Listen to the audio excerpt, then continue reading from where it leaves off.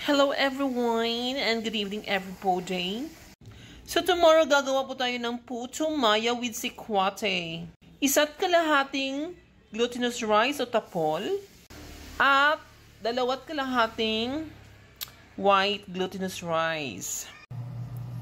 Hugasan and ibabad overnight.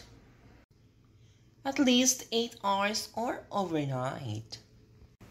8 hours have passed. Good morning, everyone. Pagkatapos ng mababa ng 8 hours, let's strain it. At magpapakulo na tayo ng tubig for the steaming. We also need banana leaf for our steaming and wrapping. So, ihahalo muna natin yun para maalis yung mga germs and viruses and bacteria. So, nalagyan na ng dahon ng saging ang steamay at ilagay na natin ang malagkit. Just like so. At kumulo na siya. Steam for 30 minutes. And while waiting for the first steam to finish, let's now mix the flavorings. 2 cups coconut cream o kakang gatay, luyay o ginjay, 2 cups brown sugar, and a pinch of salt to taste. And mix until the sugar and salt is dissolved. The mixture is ready. Hintayin na lang natin ang unang steam ng ating puto. At tapos na ang unang singaw. Ilagay sa mixture ng flavors. At halu-haluin hanggang mag-incorporate ang puto maya sa ating gatay. Halo-halo lang po. Ay, naaamoy ko na yung luya at saka yung gata. Ibalik sa steamer pan. And it's ready for the second and final steam.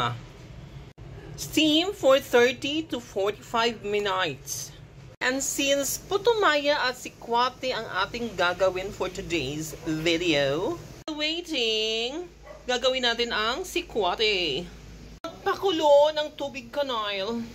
Magpakulo ng tubig kanail. Evaporated milk para hindi siya mamuo. Ilagay na natin habang malamig ang tubig kanail. At bago kumulo ang ating tubig kanail na may gatays, hulog na natin ang tabliyay. 2, 3. Since wala tayong baterol, eto na lang muna ang ating pagtsagaan.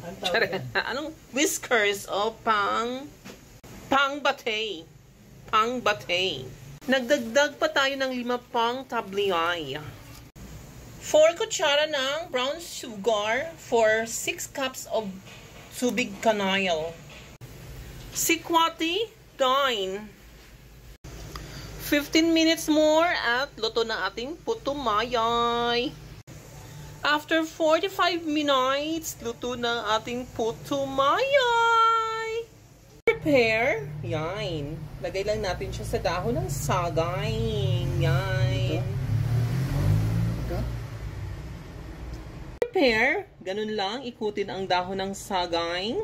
Tapos, lagyan ng puto mayay. And that's it. At luto na po ang ating puto maya at sikwate. Yan. We're done. Happy eating, everyone. Let's wait for our taste test. And here's the moment of truth. Tikman na natin ang ating ginawang puto maya with sikwate. Ganito ang ginagawa ko. Yan. Buksan natin ang puto maya. Ganyan, like so. At lagyan natin ng sikwate. Yan. Tikman natin. Let's taste it.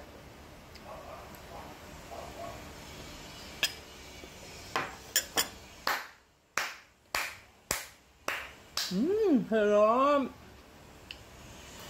Ang sarap. Kulang na lang mangga. Kaso walang mangga dito.